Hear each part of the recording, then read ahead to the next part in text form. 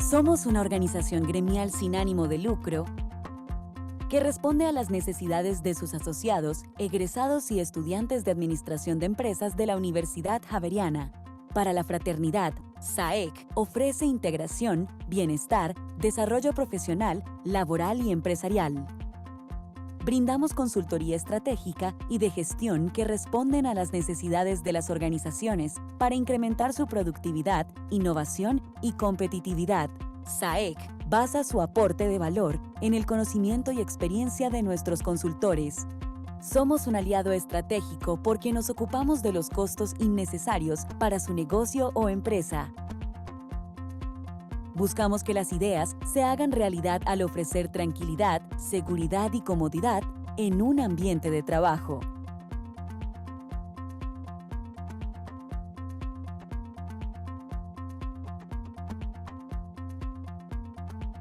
La finalidad principal de alianzas y convenios es la búsqueda de productos y servicios que satisfagan necesidades personales, familiares, profesionales, culturales, sociales, de bienestar y de desarrollo personal de nuestros asociados. Contamos con una plataforma digital de calidad. Brindamos excelentes opciones laborales disponibles para mejorar la inserción laboral de nuestros profesionales y estudiantes de últimos semestres de la familia javeriana. Apoyamos y asesoramos todas las iniciativas empresariales a los integrantes de nuestra fraternidad en las competencias del ser, habilidades, conocimiento, motivación, hábitos, comportamientos y valores para llevar a cabo su proyecto empresarial. La asociación mantiene actualizada con frecuencia a nuestra fraternidad SAEC a través de eventos, capacitaciones, temas culturales, deportivos, salud, recreación e integración que constantemente desarrollamos para mantener un vínculo permanente entre los asociados y egresados javerianos. Entonces, nuevamente muy bienvenidos a este pequeño conversatorio muy íntimo, muy cercano, en el cual les invitamos a que puedan hacer las preguntas que tengan sobre la temática, en la cual nuestro experto nos ayudará a resolver. Entonces, sin más preámbulos, bueno, William, bienvenido. No sé si quieras abrir con algunas palabras para nuestro auditorio, tanto presencial como en las diferentes redes. Eduardo, muchas gracias. Gracias a ustedes por aceptar la invitación. Ya nos estamos empezando a sentir nuevamente capaces de afrontar una de las crisis, sin duda, que más ha puesto a prueba en este último tiempo el ser humano. Yo estoy definitivamente convencido de que este fue el tiempo perfecto para ponernos a prueba de cuánto liderazgo realmente, qué capacidad de liderazgo tenemos. Finalmente es en las crisis donde realmente el liderazgo se necesita. Y para mí es un honor estar con ustedes presentándoles este modelo que de alguna manera es la suma de muchos años de trabajo en compañías y 25 años desarrollando investigación y desarrollando programas de formación ejecutiva. Este es un modelo que esencialmente queremos poner en un nivel, digamos, estratégico, que es donde realmente creemos que el liderazgo tiene un papel tremendamente importante. De manera que me honra muchísimo estar en territorio de SAEC y encantado de atender todas las preguntas y dudas que puedan tener. Bienvenido. Muchas gracias. La primera pregunta que tenemos para William es la siguiente. ¿Qué importancia tiene para las organizaciones en estos momentos de crisis, de que se ha ido profundizando la crisis mundial, de que el líder se eleve a un nivel mayor de conciencia y cómo podemos, mediante este proceso, facilitar ese cambio dentro de la organización, dentro del mismo líder? Creo que en la pregunta hay tres elementos vitales. El primero, la palabra crisis. El segundo, conciencia. Y el tercero, pues esencialmente cambio. Esos son tres elementos que articulan lo que podríamos llamar los pilares estratégicos del modelo. Si la palabra crisis tiene que ver con ese rompimiento, desde su etimología significa, cuando la crisis llega, los mapas, los planes, toda la dirección que uno pueda tener se pierde. El caos aparece. Si el liderazgo como tal es esa capacidad de dar dirección, Desde su etimología, esa palabra es dar dirección. Cuando la crisis aparece, se fracturan muchos elementos que le dan al ser humano una posición estable, una posición segura, y más importante, una mirada a futuro. En este mundo actual, lo que estamos viviendo hizo que se perdiera todo lo que el ser humano necesita para mantenerse estable. El cerebro mismo necesita de esto. Entonces, al presentarse este caos, aparece de entrada lo que un ser humano o una organización puede hacer para reordenar nuevamente esos mapas, dar nuevamente esa dirección y desde ahí establecer las nuevas formas de vivir la nueva realidad.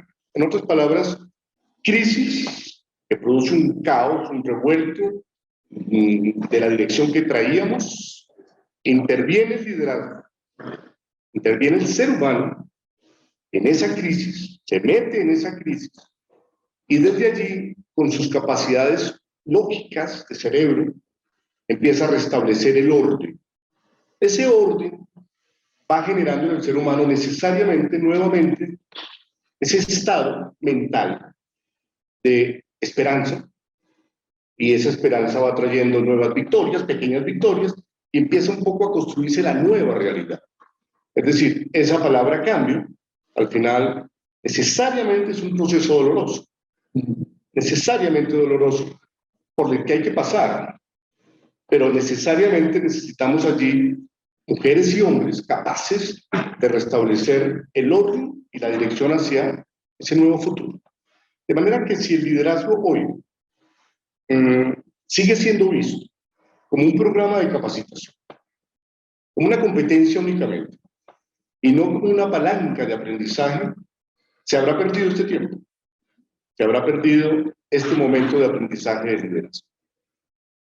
Históricamente, entonces tenemos la oportunidad Sí, de yo creo intervenir que en es las eso, ¿no? organizaciones como líderes Luego, si para generar. bajamos, eso era, ¿no? Pruebas históricas han mostrado que cuando han sucedido las crisis desde la antigüedad, solo se han logrado o solo se ha podido avanzar, evolucionar desde la intervención de un ser humano que plantea una dinámica de pensamiento, una doctrina diferente, y desde ahí enruta nuevamente a esa sociedad.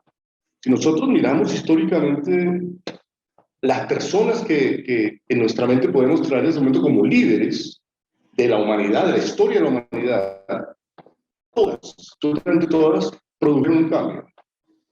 Todas. Unas que llegaron y encontraron un caos, y otras porque llegaron y produjeron el caos. Entonces podemos ver evolución o podemos ver involución. Eso es el componente de pensamiento de liderazgo, básicamente. Okay. Nosotros estuvimos hoy en una junta directiva donde el empresario decía, estamos teniendo una mayor actividad hoy que hace un año y medio, porque adoptaron el cambio como una realidad, como algo que tenían, en lo cual ya es lo nuevo que están viviendo y transformaron su organización con ese liderazgo a tener un nuevo horizonte. Pero no es un tema necesariamente del líder empresarial, es un tema del ser humano. Es decir, si nosotros nos devolvemos a la era del hielo, una crisis de la era del hielo, la humanidad allí, viviendo en ese entorno, le obliga al cerebro humano a buscar alternativas para no desaparecer. El desarrollo del cerebro humano, por fortuna, ese desarrollo de ese lóbulo frontal, esa parte del cerebro que nos dio la posibilidad de tener todo lo que llamamos capacidades ejecutivas o motoras, nos lleva necesariamente a pensar en alternativas. Lo que pasa es que ese proceso necesariamente es un proceso de neuroaprendizaje y no es fácil, es doloroso, pero no es un tema reciente, es un tema del ser humano y en una capacidad de ir adaptándose.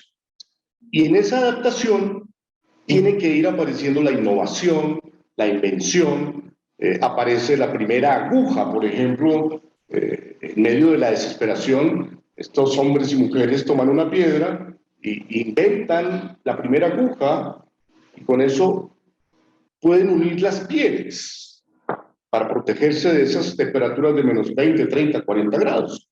Entonces, la crisis es un disparador del cerebro que necesariamente tiene que inventar, renovar, reordenar, y empieza el proceso evolutivo.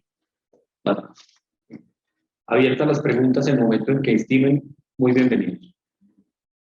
Gracias. Por su excelente enfoque de presentación. Naturalmente, quisiera un enfoque más claro sobre qué es el 4.0. Eso sí hace referencia a la tecnología 4.0. Por otra parte, al hablar de la generación de crisis, evidentemente es un producto del entorno. El entorno nos ha cambiado y ese entorno, de una u otra manera, tiene cierto grado de vulnerabilidad, alta o baja, dependiendo cómo se han ocurrido los cambios en el mundo y cómo ha sido la complejidad de esos cambios. Sin duda, el papel gerencial, el papel de liderazgo, yo diría, de alguna manera, debe condicionarse a los diferentes grados de vulnerabilidad que se entorno. Cuando uno piensa en organizaciones que les ha ido muy bien con la pandemia, han crecido vertiginosamente, ¿no? Y organizaciones que han desaparecido. Los dos extremos. No hay punto de comparación, pero en los dos ha habido un esquema de liderazgo, de alguna manera, condicionado a la línea de productos, condicionado al sector, condicionado al nivel de mercadeo, en fin. Ahí tal vez uno diría que el aspecto cultural tiene que manejar dentro de esa vulnerabilidad. Un líder es muy importante, muy importante. La cultura nos ha cambiado vertiginosamente. Ahí les decía nuestro director ejecutivo, ¿no? La percepción de lo que tenemos en los cambios es a veces muy grande. Entonces, yo quisiera como escuchar su agencia, cuál es el enfoque definiendo la transformación de este entorno crítico que nos ha cambiado la vida a todos. Bien. Yo creo, perdón, para que las audiencias externas puedan escuchar la pregunta, te agradecería si la puedes repetir. Bien, vamos.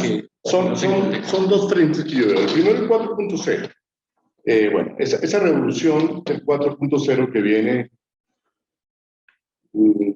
hace 20, 25 años, tomando fuerza. Todo el desarrollo de la revolución industrial, donde básicamente está todo el mundo de la tecnología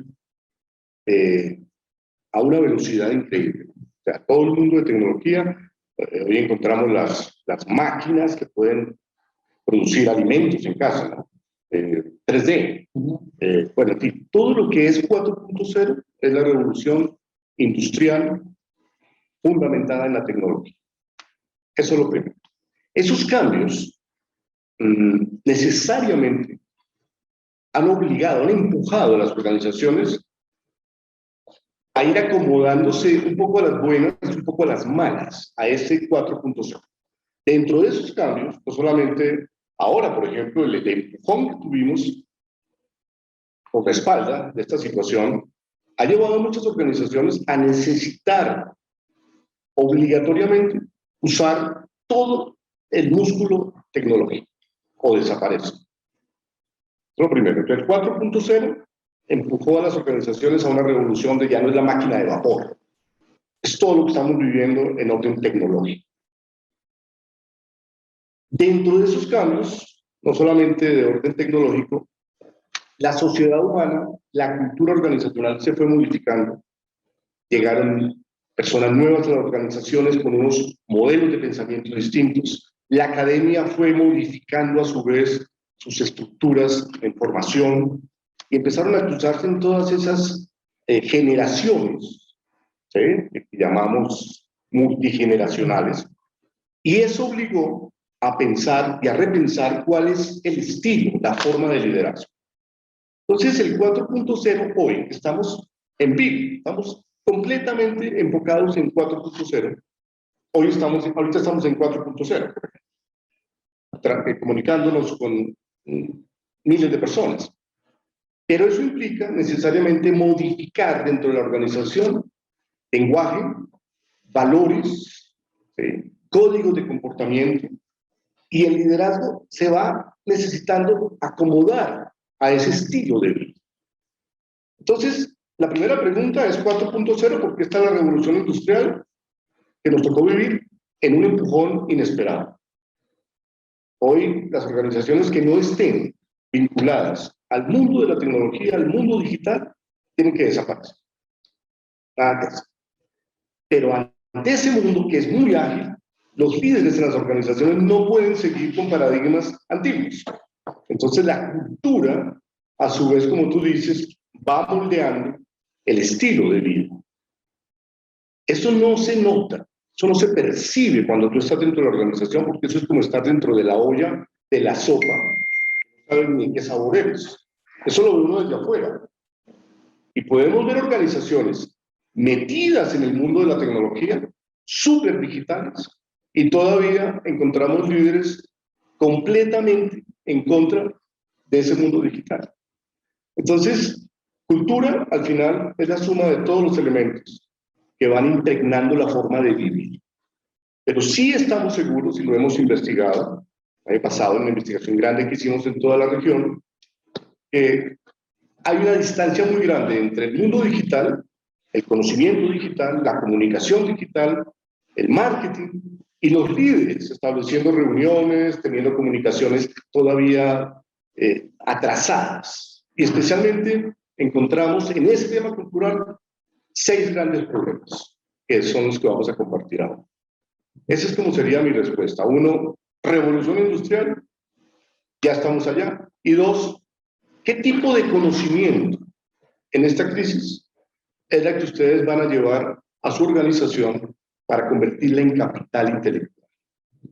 Eso es fundamental. O sea, si de esta crisis salimos diciendo que de las crisis también se aprende, la pregunta es, ¿qué se ha aprendido?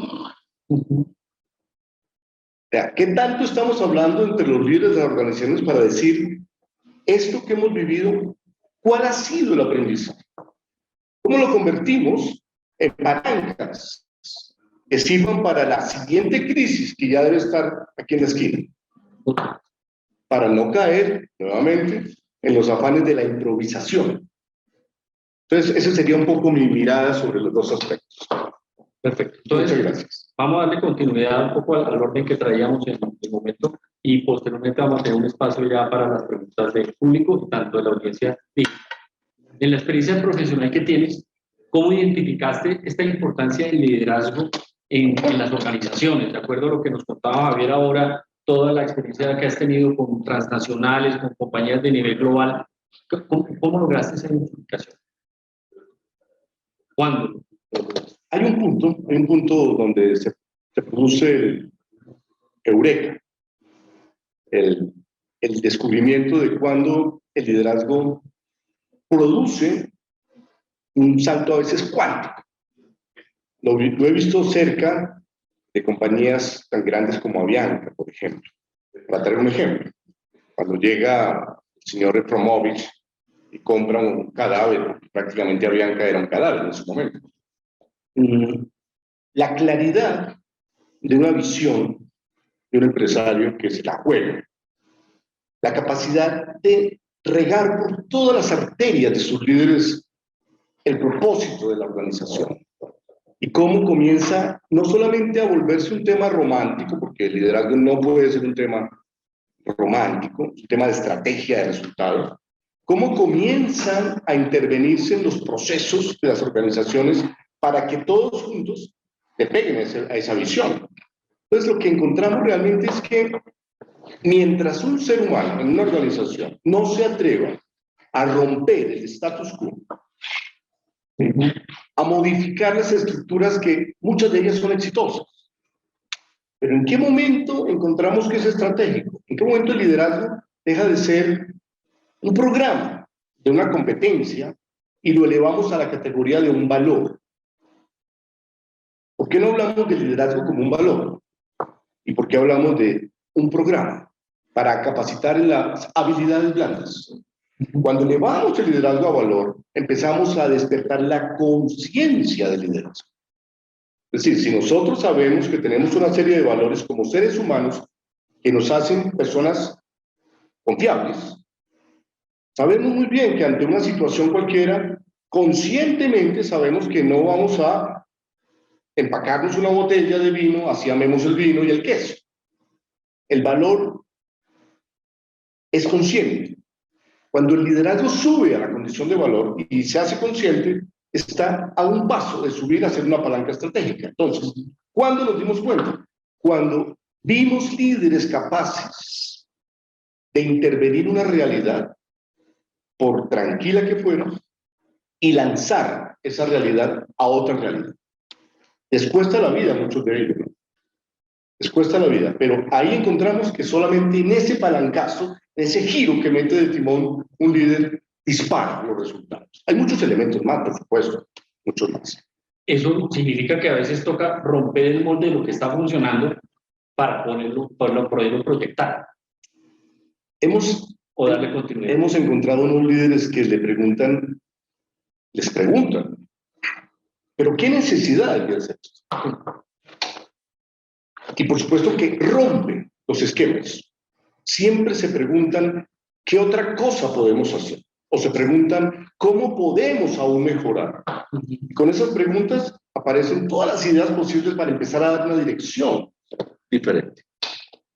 La palanca aparece cuando alguien interviene en esa realidad y la modifica, ya sea para producir resultados de evolución o involución, porque también hemos visto líderes que llegan con ese empuje, rompen la realidad y rompen toda la historia de la organización. Entonces produce una involución, básicamente. Eso en esencia es el punto donde encontramos cuándo se vuelve estratégico. Cuando ese ser humano se para en la realidad y la transforma. Uy. Sí, no sé si tengan algún comentario en este sentido, alguna ampliación por parte de nuestro expositor, como para romper el hielo. Don Efraín. Ya, es lo siguiente. Estamos mirando y enfocando las organizaciones empresariales. Pero las organizaciones empresariales se desarrollan bien o mal en medio de una cultura de un país, de una nación, con elementos políticos, sociales, económicos, etc. Yo estoy terminando de leer un libro que se llama Historia Mínima de Colombia, y cuando leo lo que él cuenta de los desarrollos casi que del paleolítico, uno mira que evidentemente Colombia ha progresado mucho en aspectos de infraestructura, carreteras, colegios, vías, comunicación. Pero en la parte social económica, lo que leo parece que lo hubiera podido leer ayer en El Espectador del Tiempo. Eso está exactamente claro. Inclusive hay unos párrafos dichos por Santander en un momento que parece que lo hubiera dicho Uribe, o que Uribe haya copiado eso de Santander para efectos de su plan de gobierno. Entonces no hemos podido avanzar superando la crisis que la cultura política, social y económica requiere. ¿Qué falta? ¿Qué nos falta para que eso que de pronto funciona como liderazgo estratégico pudiera funcionar a nivel de ese macro universo en el cual están inmersas las por supuesto el Sí, fantástico. Este es un tema de liderazgo social de peso pesado, ¿no? si una organización como tal es compleja, es un microorganismo de múltiples formas de pensamiento que lo vemos, área por área, director por director, tiende a ser un caos. Imagínate ese universo de un país como el nuestro, con múltiples variables vertientes de todo tipo: social, político, religioso, económico. Es prácticamente, no voy a decir absolutamente, pero las organizaciones se fijan es en su capacidad de intervenir en su propia cultura. Es decir, si seguimos un poco aquel ejemplo que nos plantea el doctor Covey en su famoso gráfico de los círculos de influencia, los círculos de preocupación, la organización no puede salir a organizar un caos del país. Con gran esfuerzo organiza el caos interno. Afuera de esta organización hay una cantidad de monstruos y de variables que son los que de alguna manera la organización tiene que ir enfrentando, gestionando y superando. Un país, cualquier país desarrollado del mundo, hablemos de Alemania, Francia, los mismos Estados Unidos, las empresas siguen trabajando y generan al país grandeza, riqueza, empleo, pero los problemas sociales no los arreglan desde la organización. Las compañías construyendo comunidad desde adentro pues aportan empleo, impuestos, dinero, pero afuera hay unos líderes públicos que toman eso y los destinan de otra manera. Entonces, yo particularmente creo que la ocupación mental del liderazgo está enfocado en el interior de la cultura, que ya es suficientemente complicado. Crear una cultura que es una suma de muchos elementos. Unificar eso ya es un gran trabajo. Lo de afuera sigue siendo un mundo desconocido para una organización. Seguiremos viendo el caos social permanentemente, pero si a eso le sumamos una organización en caos, pues la crisis es absoluta. Es absoluta. Tú como líder puedes intervenir al interior de tu organización. Al exterior, ¿cómo lo permeas? Es un poco la...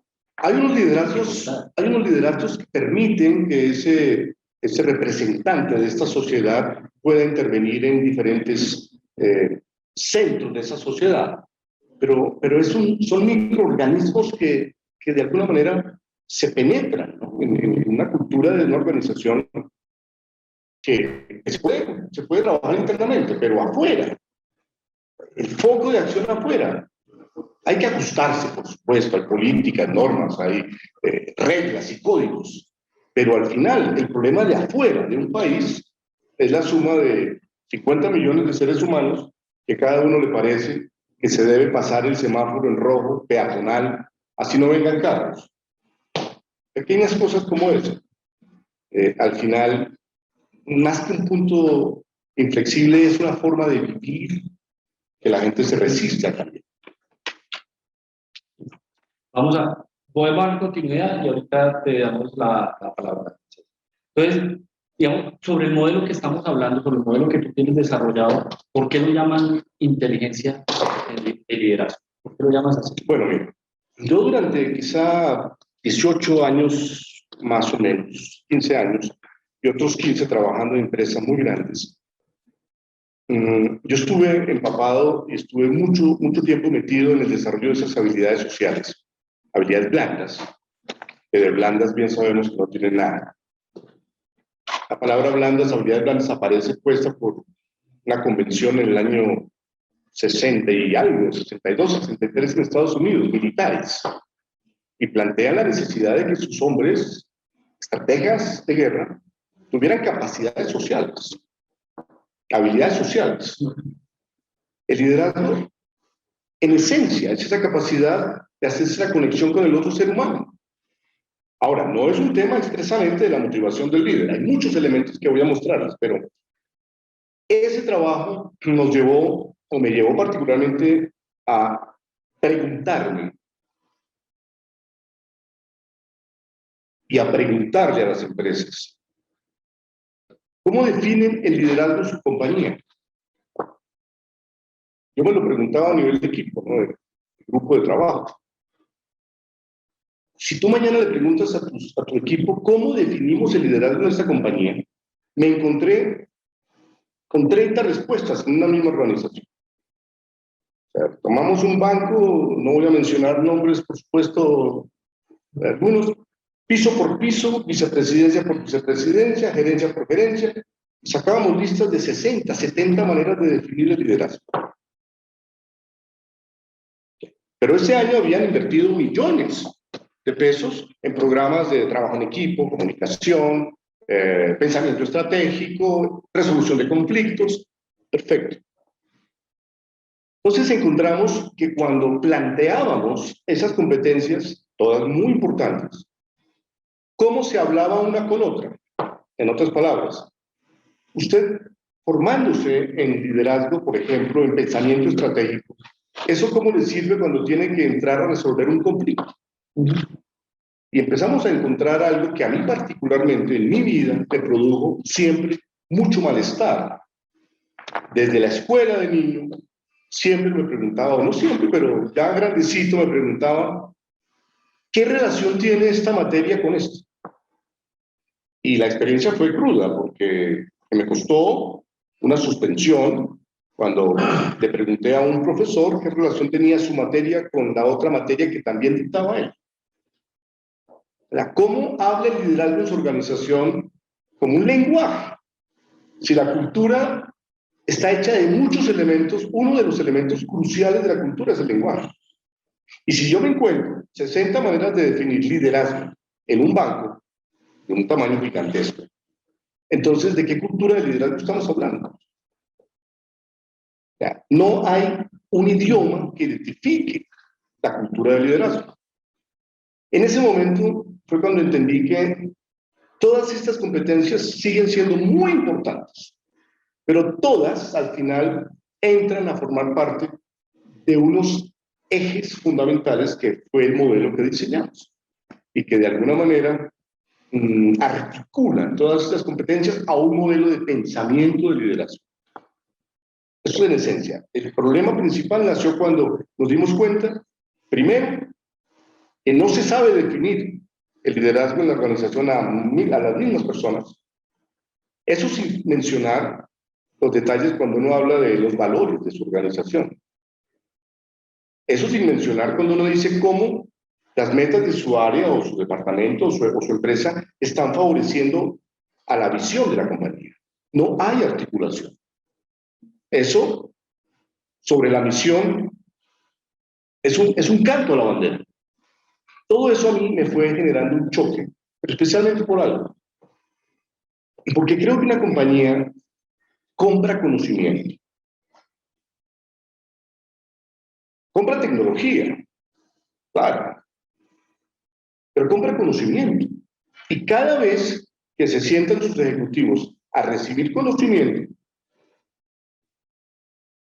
ese conocimiento tiene que convertirse en una palanca que movilice las metas y objetivos, unifique la cultura, etcétera, etcétera. Mi gran preocupación, Eduardo, es cuánta plata las compañías pierden en programas que después no saben articular, que no tienen conversación continua, que reciben un certificado de asistencia más no de ejecución, y que al final, si le preguntas a un líder, no sabe qué sabe el liderazgo, pero puede tener 100 horas, 500 horas de estudiar. Ahí entendimos que había que crear una unidad de pensamiento de liderazgo. Y allí, las neurociencias, ¿cómo intervienen en este proceso? ¿Qué has podido, dentro del modelo que han diseñado, cómo se articulan para poder lograr que ese liderazgo se convierta en algo intrínseco de la persona? ¿Cómo intervienen las neurociencias? Vamos a partir de algo inicial. La palabra liderazgo se usa para cualquier cosa. Se ha usado tanto que ya como que pierde el valor, la profundidad que tiene. Tú escuchas el líder del equipo, atraparon o capturaron al líder de la banda, Está hablando el líder de la banda de rock, y aquí estamos con unos ejecutivos hablando de liderazgo. ¿Qué es realmente liderazgo en la condición humana? Eso es lo primero. Lo segundo es que cómo es posible que tengamos tantas técnicas en la vida formándonos, como técnicamente hablando. Dominamos el Excel, ya estamos en el Excel 50, y no entendemos cómo funciona el cerebro cuando uno toma una decisión, por ejemplo. Entonces, cuando David Rock, en el año 2005, presenta ante la Universidad de Harvard su artículo de investigación del cerebro de un líder, y ahí el doctor Gartner también con sus inteligencias múltiples se une y empieza a entender que al final, antes de ser directores, presidentes o gerentes, y antes de ser líderes, somos cerebro. Somos cerebro. Y empiezan a estudiar cómo, que por fortuna, gracias a 4.0, aparece toda la tecnología más increíble que nos ha entregado en los últimos 15 años, lo que nunca se había hecho en neuroliderazgo en los últimos 30 o 40. Se empieza a estudiar, se invitan ejecutivos a tomar decisiones, se invitan a ejecutivos a mapear su cerebro ante una presión, ante una decisión de una presión. Se empieza a estudiar incluso una decisión ética, cómo su cerebro actúa. Y ahí aparece como neurociencia el neuroliderazgo. Es decir, hoy sabemos, tendremos que saber más, pero hoy sabemos qué papel juega, por ejemplo, ante una presión, el cerebro límbico y la amígdala, y cómo te secuestra en 5 segundos una emoción, y cómo adrenalina o cortisol, ante un estrés, por ser humano, va por la sangre, tapa el lóbulo frontal, bloquea la posibilidad de pensar, salta el cerebro límbico, el cerebro de la emoción, el que nos sigue gobernando, y con ese cerebro límbico el líder queda secuestrado y manda el manotazo, se convierte en el líder agresivo. Lo que pasa es que en la otra parte de la balanza, este hombre o esta mujer trae unos muy buenos resultados para la organización. Entonces empezamos a aceptar a estos líderes que son incapaces de tener un autogobierno emocional. Incapaces. Entonces la neurociencia hoy nos entrega qué sucede en el cerebro cuando se produce un cambio, cómo se desanclan los aprendizajes y antiguos paradigmas y se anclan nuevos aprendizajes a través de la curva del aprendizaje. ¿Cuánto tiempo se tarda el cerebro en olvidar esta conversación que estamos teniendo? El 50% de lo que yo estoy diciendo hoy, mañana, usted lo habrá perdido. El 50%. Y pasado mañana, el 75%. Vamos a suponer que el minuto vale $1. Ustedes pagaron por $1 por minuto. Si eso es así, entonces la neurociencia nos dice hoy cómo usted puede tomar ese conocimiento y en 24 horas reforzarlo a través de un ejercicio para convertirlo en conocimiento. Si quieren, nos encontramos en 30 días y ustedes recordarán el 2 o el 3% de esta conversación. Es decir, pueden haber perdido $93. Eso es el valor del conocimiento. Entonces, la neurociencia entrega cómo se comporta el cerebro ante el cambio. ¿Por qué la resistencia al cambio? Es increíble. El doctor Kotter, en su modelo de liderazgo de cambio en Harvard, claramente habla de sus 8 pasos.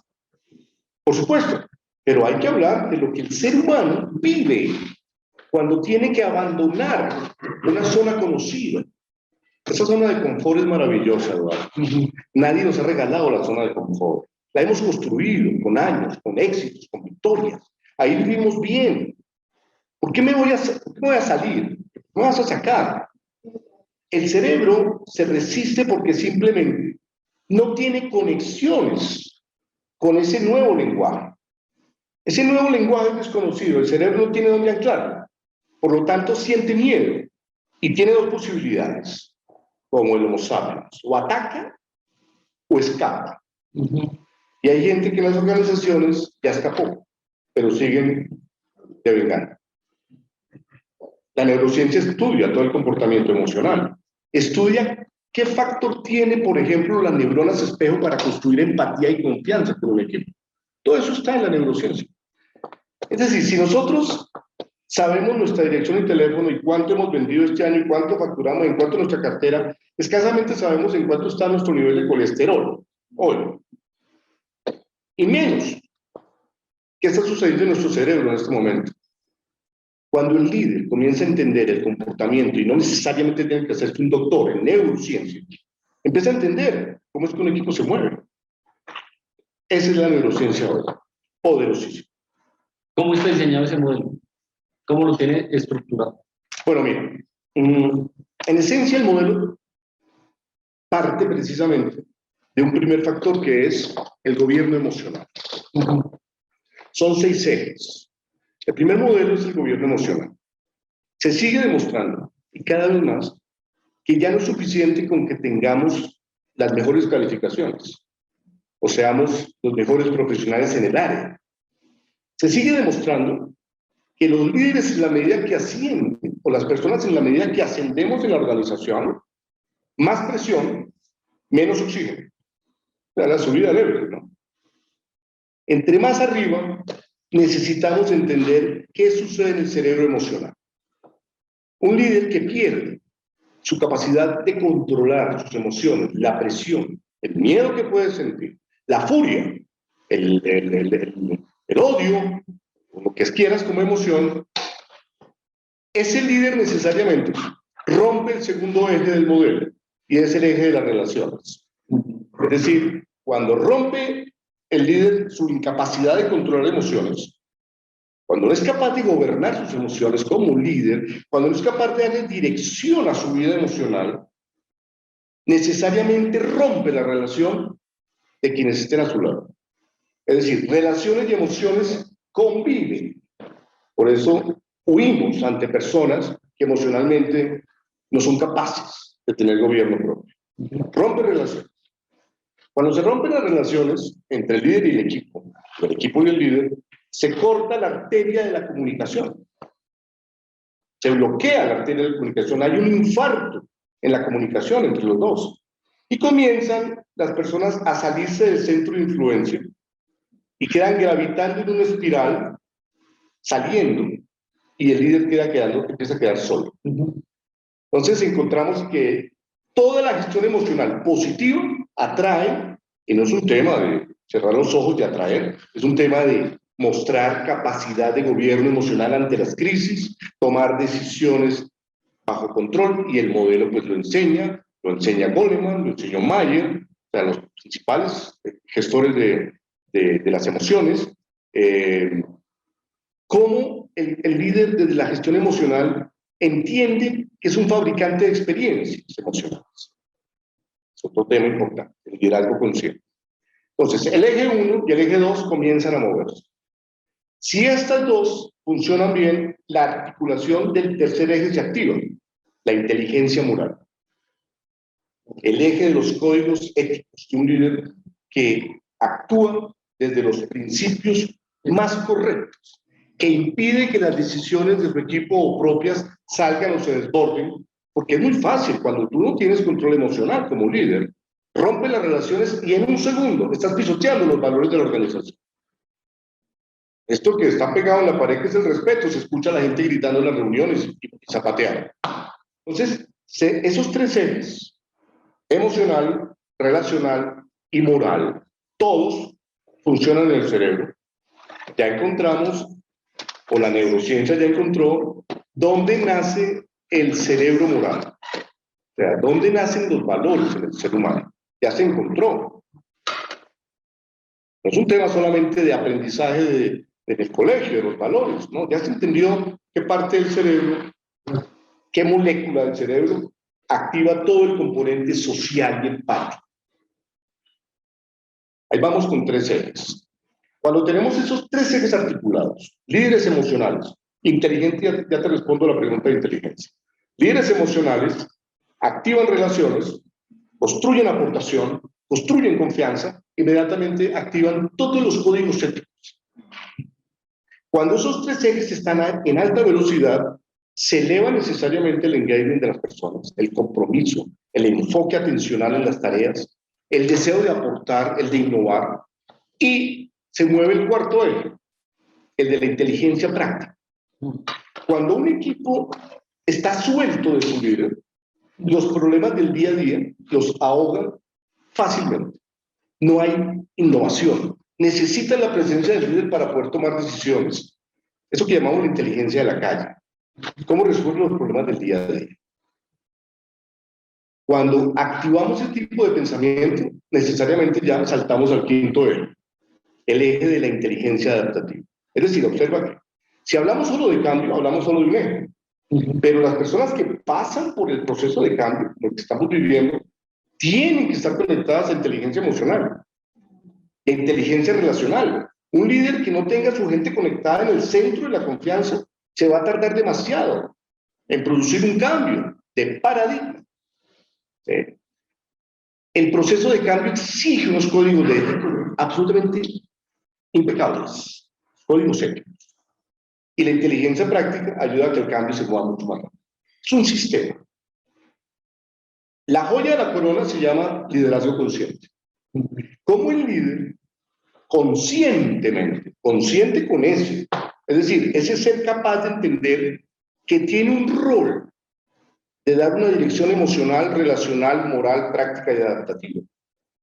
El líder inconsciente es un improvisador. El líder inconsciente se olvidó por completo de que es un fabricante de experiencias emocionales, relacionales, morales, prácticas y adaptativas. Entonces, el liderazgo consciente, obviamente, se inspira mucho en el modelo de Hoffman, en su esencia, pero nuestro modelo enseña las mecánicas, las técnicas, los instrumentos para crear el mapa de experiencia. Es decir, reducimos al máximo la posibilidad de que el líder improvise y sepa que ante un equipo, ante un comité, en una reunión presencial o virtual, tiene que cerrar una experiencia positiva. Esa experiencia va al cerebro.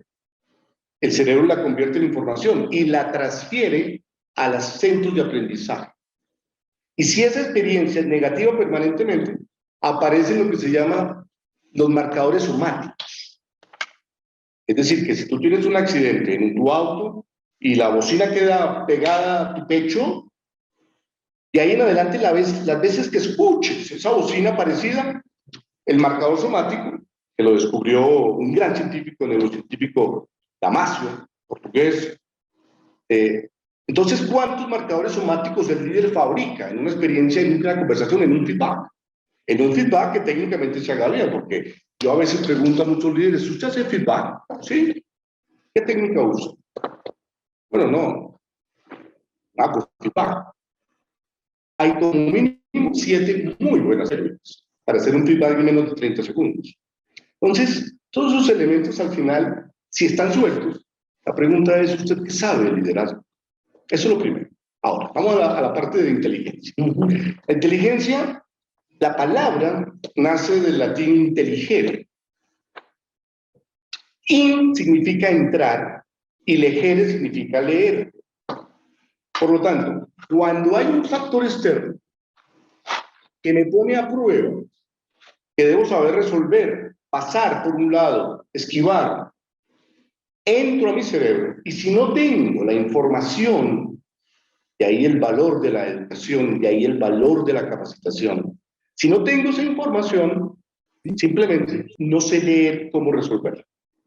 El doctor Gardner en Harvard dice, la inteligencia es la capacidad de identificar la información oportunamente y resolver con ella los problemas que se nos presentan en el día a día. Entonces, primer punto, inteligencia, tenemos que tener una serie de carpetas ordenadas, que son los ejes. Tú tienes que saber cómo gestionar cada uno de los ejes, porque ahí nacen los problemas de la inteligencia de liderazgo. ¿Por qué de liderazgo? Porque si yo tengo que dar dirección y no tengo la información ordenada, no entiendo qué problema me tengo que enfrentar todos los días, que no son problemas sencillos, son problemas de clima, son problemas de ambiente, de comunicación, de relaciones, problemas éticos. En ese momento el líder no va a ser capaz de dar una dirección efectiva. Es inteligencia, Porque ponemos en el cerebro de los líderes un modelo que se asocia a los problemas que día a día tiene que vivir. No hay peor conocimiento que aquel que no sabemos para qué se usa. Ese conocimiento aprendido de memoria no sirve para nada. ¿Recuerda la tabla de química de nuestra época, querido Eduardo? Bueno, no sabemos en qué yo no hago jabón ni tú haces champú, pero pasamos la materia. En esta época nosotros, y si ustedes compran conocimiento de liderazgo, ¿cómo puede ser posible que un líder a los 30 días no haya convertido ese conocimiento en una práctica, una solución de un problema? Esa es la esencia del modelo. Entrar al cerebro, unificar las carpetas de los ejes que componen el modelo, identificar los problemas que vienen y con él salir con herramientas. Porque el liderazgo no puede quedarse en el qué. El liderazgo es cómo. Entonces, nos quedamos en tipos de liderazgo, perfiles de liderazgo, características del líder, y no encontramos el cómo. Y la gente reclama el cómo. La gente reclama el cómo. No sé si de pronto, César. Gracias. Yo quería preguntar, ya ahondó algo sobre la respuesta del modelo 4.0. Sí. Entonces ya, pues, nos estamos preguntando más, pero uno estudia las 8 inteligencias que creo que ya estamos ella se estudia porque entiende que no hay una manera en su momento, que uno puede transferir esa competencia. Entonces Messi entrega con los mismos 11 el mismo balón, el mismo director técnico, el mismo preparador físico y el esto. Creería entender con lo que los estudiantes en su momento que no se puede transferir.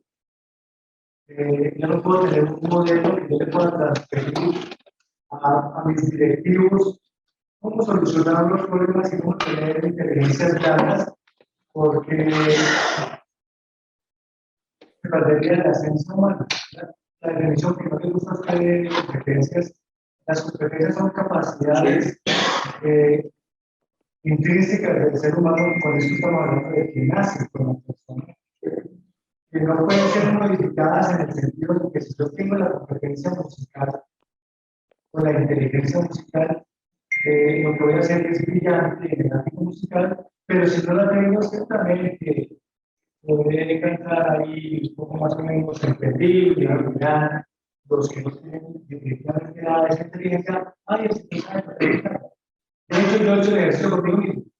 Yo pongo una guitarra, voy a una reunión, hago unos acordes que me aprendí de memoria, matemáticamente hablando de memoria, ya que no sabíamos que ni una serenata con Camacho de música llanera, pero no tengo ni idea de música. Con esto lo que quiero decir es, bueno, independiente del tema neurológico que esté muy estudiado, yo creo que no se puede transferir, porque si se pudiese transferir, aunque entiendo cómo operan las neuronas, qué estímulos le puedo dar, qué aprendizajes positivos para cuando tenga que hacer, si no tiene la competencia, yo se lo explico a mis alumnos.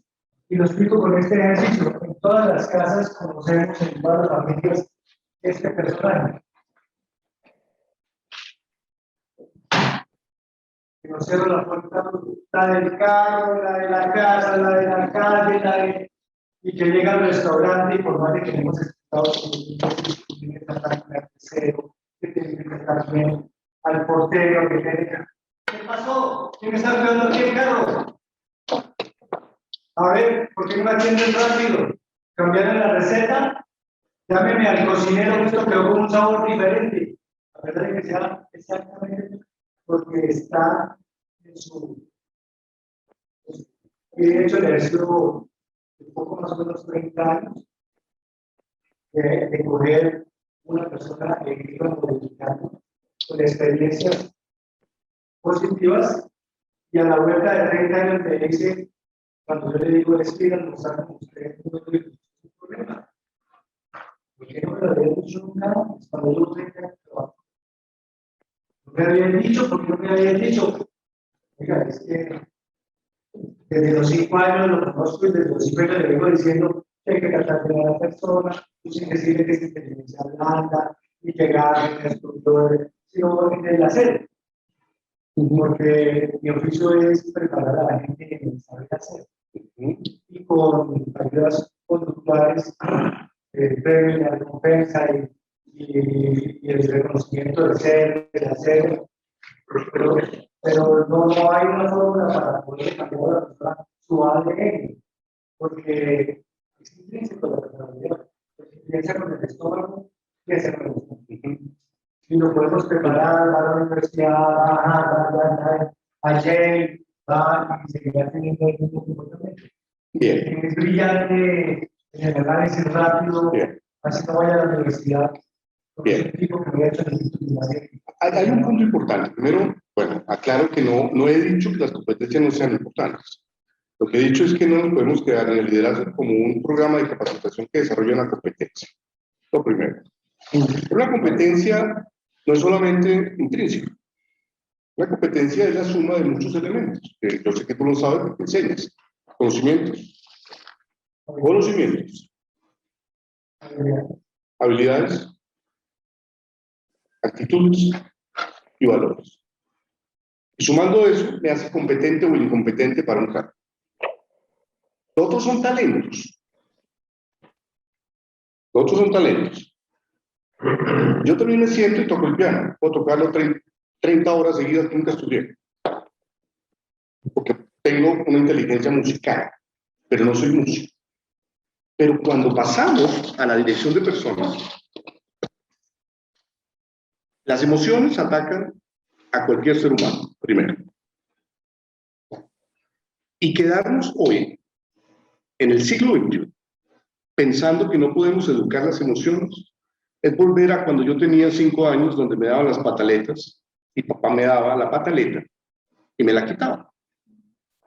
Está demostrado que las emociones se pueden educar. Y tú como educador sabes que puedes modificar el comportamiento de un ser humano, pero también hay que tener en cuenta el ambiente de donde venga. Yo trabajé con un grupo de movilizados, paramilitares y exguerrilleros. ¿Sí? No menciono con qué compañía. Fíjate de dónde vienen. El mayor tenía 19 o 20 años. Nacieron allá en el combate. Trabajar un comportamiento en un ser humano de estos exige una transformación social brutal, que hay unas heridas profundas. Pero sí es posible, y la ciencia lo muestra, y lo muestra la gran academia, que sí es posible, bajo un modelo, entender, por ejemplo, ¿qué emoción me ataca en este momento? Eso se puede aprender. ¿Cómo la puedo gestionar y cómo la puedo transferir? Y no es un invento reciente, tiene 35 años. Entonces, hasta cierto punto entiendo que hay personas que por más educación emocional, relacional, moral, se entreguen, hay un componente social, cultural, de historia, que se resisten a moverse en algo. Pero tengo el caso, no uno, muchos, de personas que pudieron, siendo directores, presidentes, vicepresidentes, gerentes, aprender un modelo. Y sí se puede enseñar el modelo, porque el modelo, ¿qué es un modelo? Un modelo es algo que unifica instrumentos, indicadores, que te permite seguir a la persona una línea de dirección, una línea de comportamiento. Entonces, yo creo que hay dos cosas distintas. Una es que tenemos que cambiar el paradigma de que no es posible educarnos en nuevas ciencias. Esto de la neurociencia no es hechicería ni es un juego de palabras, es investigación. Yo creo que el liderazgo es ciencia. Durante muchos años el liderazgo para mí fue una teoría, hoy es ciencia. El paradigma hoy dice, sí es posible educarnos en relaciones. Sí es posible. Sí es posible entender cómo construir una empatía a través de un lenguaje. Sí, está demostrado. Entonces, no es inyectarle a alguien un chip para que actúe así, porque en medio de un programa de ejecutivos siempre nos encontramos el que le queda más fácil tener una conversación difícil y aquel que le queda más difícil. Pero además, si le queda difícil y no tiene capacidad de entender, pero sí afirma, yo soy así, yo soy una bombita, yo exploto por cualquier cosa. Entonces, claro, no va a cambiar nunca. Eso sí, el conocimiento, o sea, se enseña, habilidades se desarrollan, actitudes la tienes, ahí es donde se falla, y valores. Y ese hombre que te cierra la puerta de esa manera, te falta valores, te falta educación. Entonces, creo que no se transfiere así, pero una organización que siga dejando libre a sus líderes ahí, pues se pierde. Gracias por tu aporte. Gracias, César. Vamos a proyectar un video de un par de minutos para darle un poquito de tiempo para tomar agüita. ¿Cómo vamos de tiempo, Juan? Quedan 10. Listo.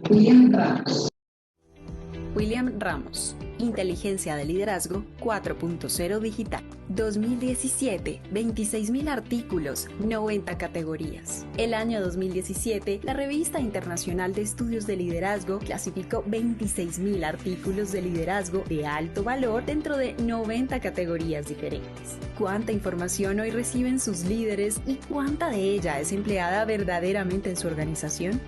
Los líderes en las empresas reciben permanentemente cientos de datos que al final, como suele suceder en los modelos tradicionales de educación, solo se almacenan en el cerebro de manera suelta y temporal, y muchos de ellos se pierden al no tener una conexión directa, ordenada y práctica con su realidad.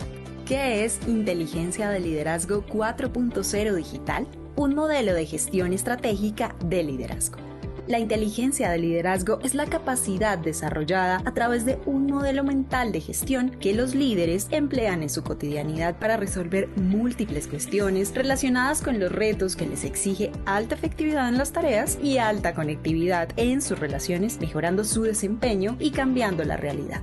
¿Cómo aporta la neurociencia? Se ha descubierto en la propia biología del cerebro la existencia de una serie de componentes y reacciones químicas que cambian lo que hasta ahora sabíamos acerca de la implicación por parte de los líderes para influir en los cambios y el mejoramiento del desempeño de las personas.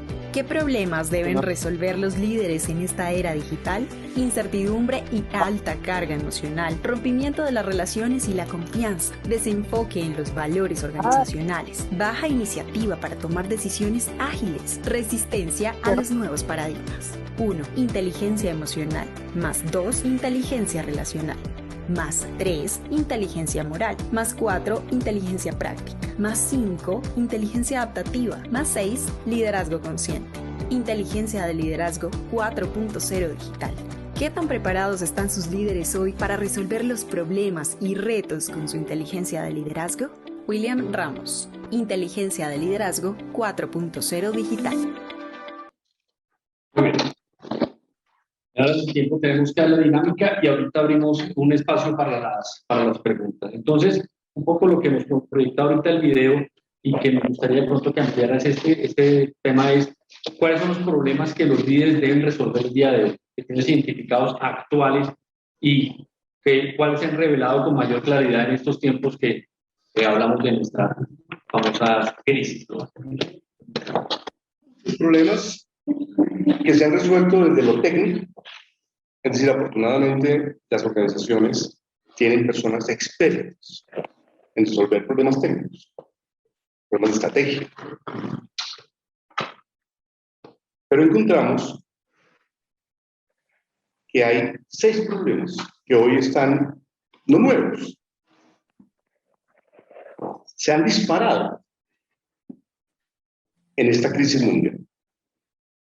Hace un par de semanas que presentamos este modelo en el foro de presidentes, hicimos la encuesta en vivo, preguntábamos cuáles de estos problemas ustedes han vivido en este tiempo. Lo podemos hacer ahora con una pregunta. Primer problema.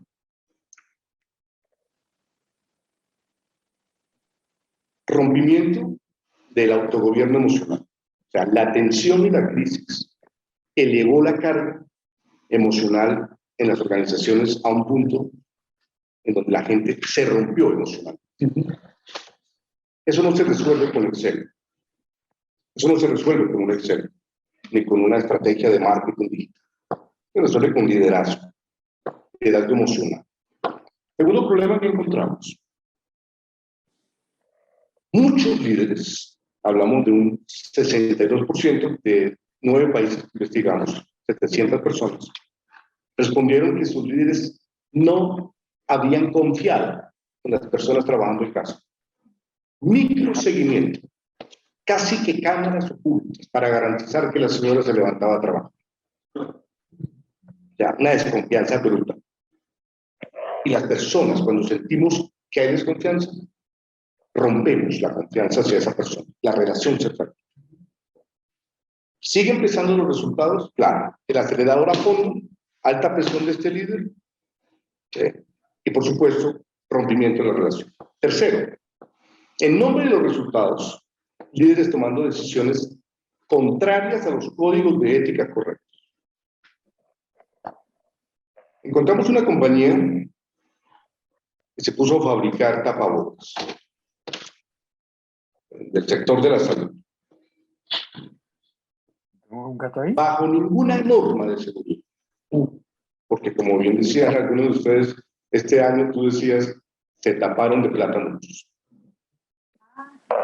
Entonces, los códigos éticos, esos valores de la compañía, de eso no se habla en crisis. Cuando se tiene que hablar en crisis. Tercer problema. El cuarto, las personas se ahogaron fácilmente en los múltiples problemas nuevos, además. Problemas nuevos. Yo lo viví, ustedes lo vivieron. ¿Por dónde entro? Se cayó la señal, ¿yo qué hago? Y si ante eso me asalta la amígdala y me secuestra, palmoteo, y hemos visto a la gente usando palabras de grueso calibre en cámara, todo. Entonces, la inteligencia práctica no fue tan grave el problema como las otras, pero se mostró la incapacidad de resolver problemas nuevos. No sabemos cómo. Y la última, la gente sigue pensando que esto va a volver a la normalidad. ¿A cuál? ¿A cuál normalidad? Uno de mis clientes más grandes, que es Sodexo en toda la región, ya cerró sus pisos en la séptima 28, ya no, todo el mundo en su casa. Y hablo de una compañía grande en el mundo. ¿Por qué se dieron cuenta que el modelo en casa, pero además produjo un efecto de las personas en casa, chicos, etcétera, y ya no quieren regresar además? Entonces, el último problema que encontramos es definitivamente el cerebro resistiéndose a la nueva realidad. Este fue el resultado de la investigación. Entonces, el modelo, el líder entiende estos problemas. Yo podría preguntarles con todo respeto, ¿quiénes de ustedes han visto un tema emocional en sus empresas? Presión, congestión emocional, caos emocional.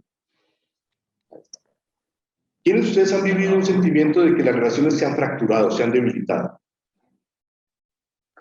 Aquí baja un poquito el indicador. ¿Quiénes de ustedes han visto que los códigos éticos de la organización no se han bajado como un escudo para conversar en esta crisis? No se han bajado. No se han bajado. Que de eso no se habla, los valores no se han puesto sobre la mesa en medio de la crisis. Bien. Puede que se hayan visto, pero de eso no se habla. Es decir, vamos a trabajar y hablemos uno de los valores fundamentales. Uno de los valores fundamentales, por ejemplo, el respeto. Claro, se ve, se vive. Pero ¿dónde está la innovación? Por ejemplo. Pero observo que no es tan grave, aparentemente. ¿Quiénes de ustedes creen que sus equipos o algunas personas se han ahogado en el día a día, en medio de la construcción de problemas nuevos? ¿Y quiénes están resistiendo a la nueva realidad? Ahí está. O sea, son problemas de la humanidad. Si lo llevamos al colegio, en el colegio pasa lo mismo, en el hospital pasa lo mismo. ¿Sí? Estos son los problemas que estamos trabajando con una caja de herramientas de más de 40 herramientas súper comprobadas, además con un escáner que hacemos para medir la inteligencia de liderazgo de cada líder. Y los resultados son esos. Lo emocional, lo relacional y lo moral, desarticulados. Lo práctico y lo adaptativo, desarticulados. Uno de los comentarios que hemos recibido de muchos empresarios es el reto que va a significar volver a la presencialidad en las organizaciones. Un reto que tenemos que enfrentar de acá para adelante, porque en verdad, si queremos volver a cierto tipo de normalidad, debe haber un proceso de, ¿cómo decirlo?, de retroalimentación, de introspección de las personas para volver al trabajo presencial. Eso es una dificultad, no más el estar acá para ustedes en algunas personas y otras personas que estaban invitadas significaba un reto muy importante, porque no habían tenido esta presencialidad en muchos meses.